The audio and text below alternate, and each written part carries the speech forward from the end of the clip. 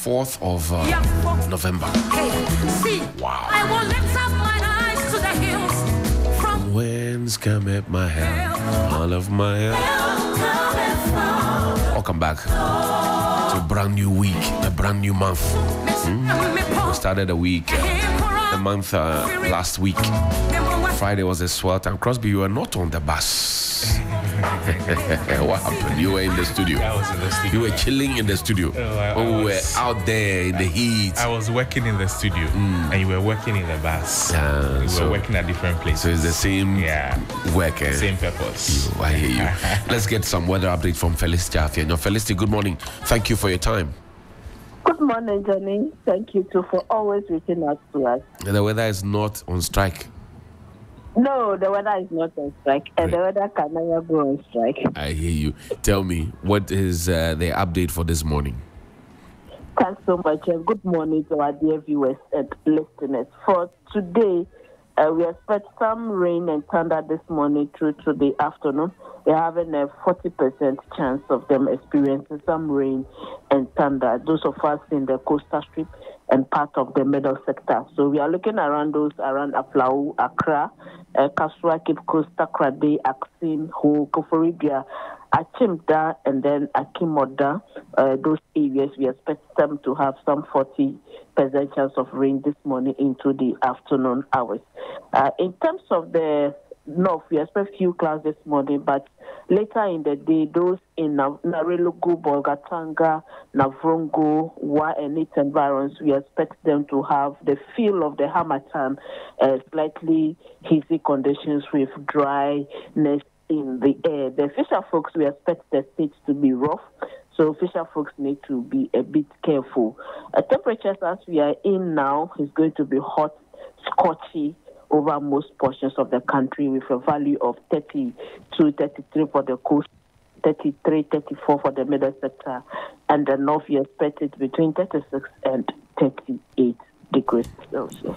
So we should be prepared to receive some rains. That's what you're saying here in Accra? Yes, please.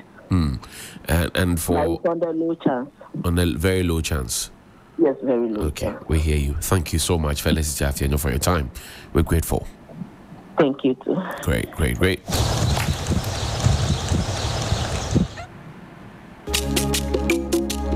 the best in the morning is on 92.7 Sunrise on 3FM.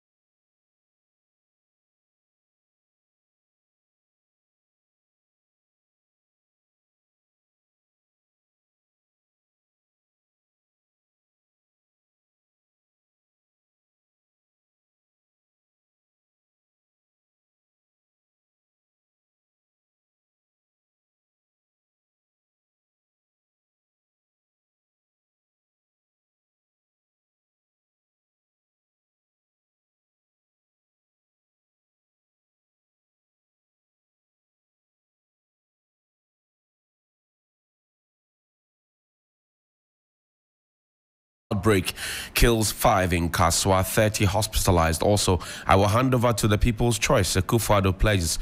He's now talking about handing over to an MPP person. He's changed his mind. Yeah.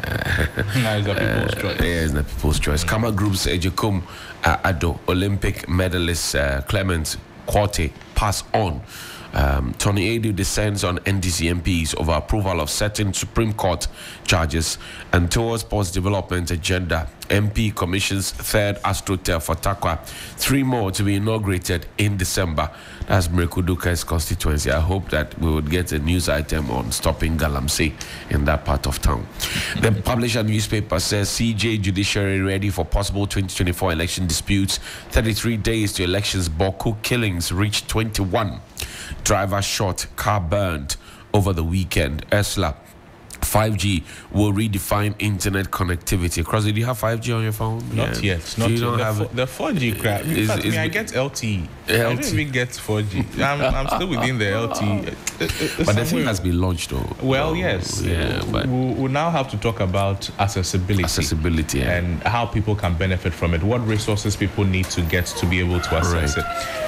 Data consumption and all of that, you know.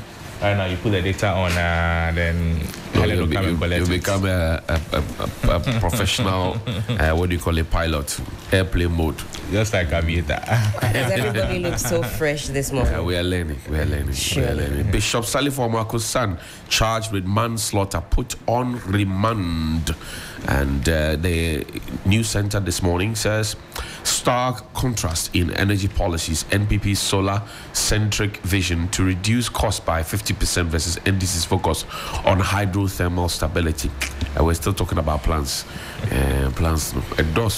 Chief Justice launches 5th edition of Judiciary's Manual on Election Adjudication. Police on manhunt for over 6 million Ghana cedis Adabaka jewelry shop robberies. Spike in HIV infections funding challenges threaten Ghana's HIV/AIDS efforts, according to Dr. Treme. And Cozy Menu is constructing roads in Adentan municipality, not the constituency. Note the difference. Helen, what do you have? All right, so I've got the New Independent Monday edition. The front page has this to say: government launches STEM project for basic level. Also, you hold key to door-to-door campaign. Amia Kumfi tells polling station agents. Bank of Ghana ramps up reserves to tackle cedi depreciation. Also, I will bring exchange rate below 5 cedis. Aye. Alan assures Ghanaians as he promises to fix broken economy below 5 cedis. Below. Yes, Alan's Afafranto Yellow Army brings Accra to a standstill as over 400,000 walk with him. The Yellow Army is gaining strong momentum, and there's some pictures on the back page, beautiful ones, of the campaign of the butterfly movement. Also, on the front page of the Daily Analyst, cholera strikes at Kaswa. Oh my goodness. 5 persons dead, 30 hospitalized. It's no joke, this cholera business. No, not at all. I mean, but to talk about cholera this day and age is some way. It's really, really some way.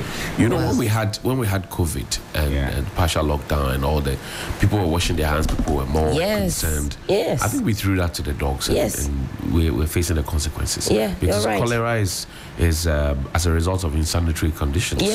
So it is wash your hands. To put sorry, but it's okay. Bluntly, it's okay. Don't say what you want to say. Don't say it's too early. Yeah. We are frying egg to eat. If you are getting cholera, it means you have chopped. Okay. Still on the front page of the Daily Analyst, Baumia launches national e-health project. Also, E-health. why did you both sigh in unison? Oh no, but we are launching things. Election 2024, IGP assures readiness. Until last Friday, did you know that we had an app for, what do you call it? Potholes. Pothole. I'd heard it, but I didn't know that. Oh, Crosby.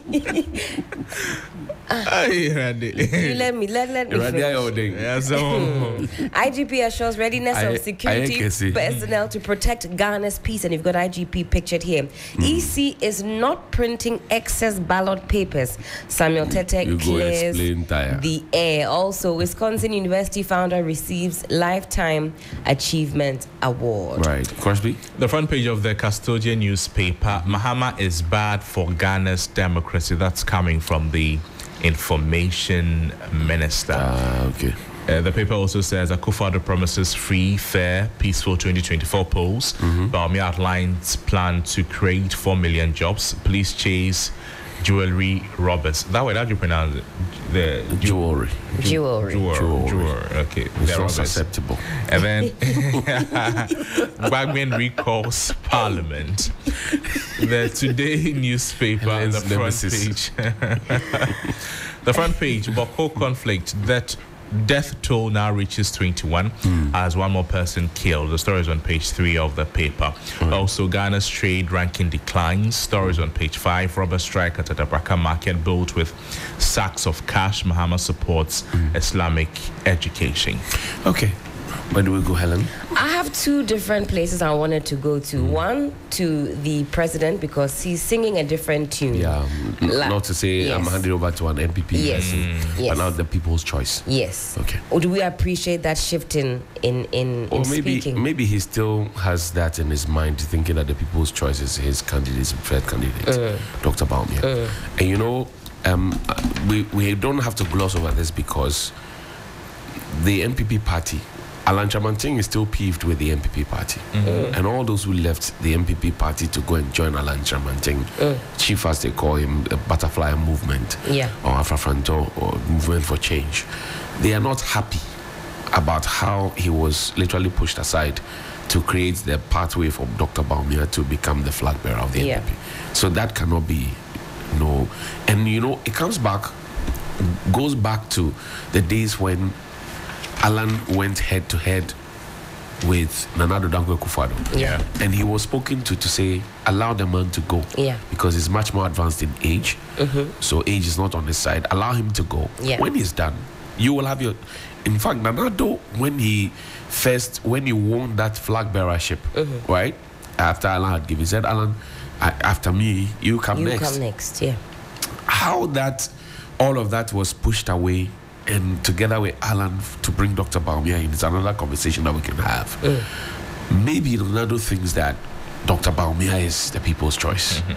And so when he says that I will hand over to the choice of the people, that's what he thinks. At least it's better than I'm only going to hand over to so and so. But the point is that has gotten into the minds of people already. That is true. And he was not the only one who made that pronouncement. After he made that pronouncement, a lot of people took a cue from him.